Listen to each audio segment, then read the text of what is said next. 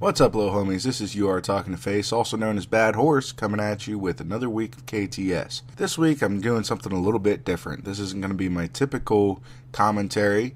Usually, I bring you something that's a little more specific to the game, but this week, I was inspired because last night after I got off Halo, we were talking about what's going on with matchmaking in Halo 4 and what 343 is thinking when they throw someone that's level, 89 in against someone that's level 2, which happened to us last night. So I got online, and I started looking around, and got on the Halo 4 forums, and lo and behold, there is a short post there about kind of the back end of Halo matchmaking, and found out that there is such a thing as TrueSkill. And that is a ranking system that's built into the back end of Halo 4. And we're all taking part in this. It's something that everybody has. Everybody has their TrueSkill number. And surprise, surprise, it's a number 1 through 50, which is just like the Halo 3 ranking system. Another thing that we've been talking about recently is why hasn't 343 implemented a skill-based ranking system? And now I'm even more puzzled about why they haven't, because with all the people clamoring for it, it's already built into the back end. All you would have to do is write a patch to show that number. So they're already calculating. They're using the algorithm from TrueSkill. And basically what that is it ranks you according to the number of wins you got and the team's TrueSkill that you played against. Has a little bit to do with that. I'll post something in the description about leading to that website and show you what the algorithm actually is. But basically, suffice to say, it calculates based only on your winning percentage or your winning average. And then it kind of deviates from that based on whether or not you play if you win against someone that's much less skilled than you, it'll give you not as many points towards going up a rank.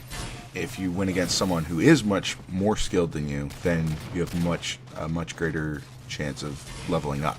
So after reading this, I kind of understand what's built into the back end of the matchmaking, and it kind of makes sense to me why at times you can be matched with someone who's much lower in skill than anyone on your team, and there's no chance for them to win against you.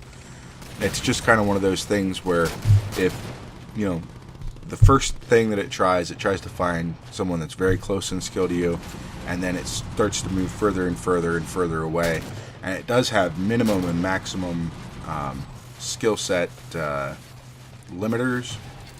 So if someone's way outside your skill range, it'll pretty much limit them from ever being thrown in a matchmaking game with you.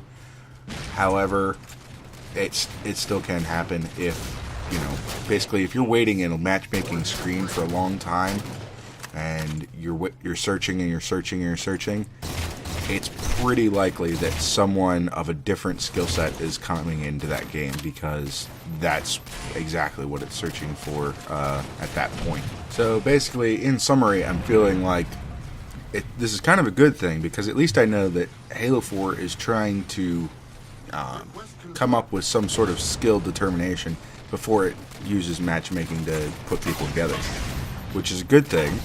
But on the other hand, I'm feeling kind of gypped out of not being able to see this score or find out what this score is, or back in Halo 3, that was the whole thing. Everybody wanted to get to 50, and everybody worked hard to try and get there, and everybody wanted to be at the top of their game, and they wanted to know when they got into a game what the skill of the person that they were going up against was. And that was especially true for someone who was, say, a level 30. When you get thrown into a game with 450s and you're trying to figure out, oh crap, what am I going to do? And that really helps out when you're trying to strategize, because if you're playing against a level 12, well, maybe they're not going to push rockets as hard, or you're playing against a level 50. You know they're going to send every person to rockets, so you're going to have to send some extra people to those power weapons.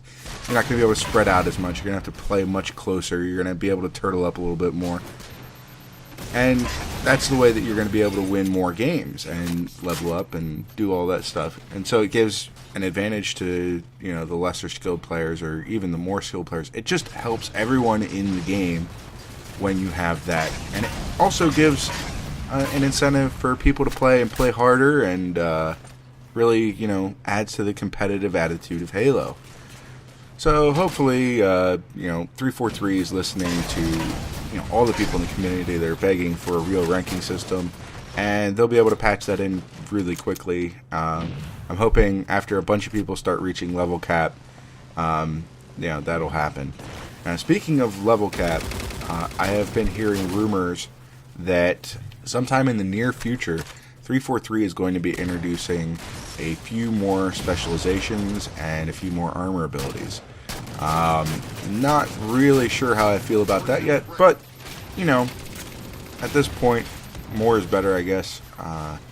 It'll add some variety, and it'll give people something to play for. That probably will end up increasing the level cap to 150, but, I mean, still, I see myself hitting 150 probably within a month or so. So, taking all this into account, what would I like to see 343 do? Well, we're going to have a big influx of players coming here tomorrow on Christmas. So, let those kids get in here, and then maybe sometime in the new year, implement after you hit level cap, then it starts showing your TrueSkill, and just have it show, you know, whatever. Instead of SR, blah, blah, blah, you could have TS for TrueSkill 1 through 50. And I think that would be a good way to rank those really dedicated Halo players, because, you know, for someone who's only ever going to reach, you know, SR, you know, 30 or something like that, you know, it's not really important for them. They're not really going to care, you know, about the skill ranking or anything like that. But for us people that play, you know, for, you know, I probably already have 5 days logged on Halo 4. Well, why not give us, you know, the TrueSkill thing that we're asking for? The other thing that I'd like to see, and I think it would be really, really easy for 343 to do this, is to come out with a map pack instead of just, you know, throwing these, you know, new maps at us one after the other. Come out with the classic map pack and basically include, you know, all those favorite maps from way back in the day. I think people would buy this like it's hotcakes. I think everybody that, you know, was complaining about the Crimson DLC, that all the maps were too big, they were too junky, or they were too, you know, just not well planned. I think that all those people would be very satisfied, and they'd feel completely redeemed in, you know, the Halo franchise if they just got, you know, that little bit of, you know, acknowledgement that yes, those were great maps, and we appreciate, you know, the lineage of Halo, and we appreciate, you know, the old school players, and we're going to go ahead and we're going to give that to you guys because we're listening to you guys. And it would be so easy because there are so many forgers making those classic maps that everybody loves, and they're out there, they're available in the usage terms. It already says that 343 can take whatever they want when you build it in Forge and put it in game, and I think people would love it. I know that I would love it. I know that a lot of people that I've talked to, every single person that I've talked to that's into Halo, would absolutely love if they brought back some of these classic maps like Sanctuary or The Pit.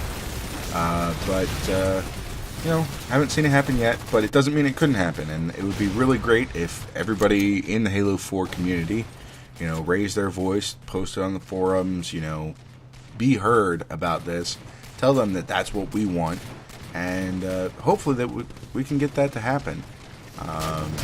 It wouldn't be the first time that the team over at 343 or people that were working on Halo in previous years have listened to, you know, the community and changed something.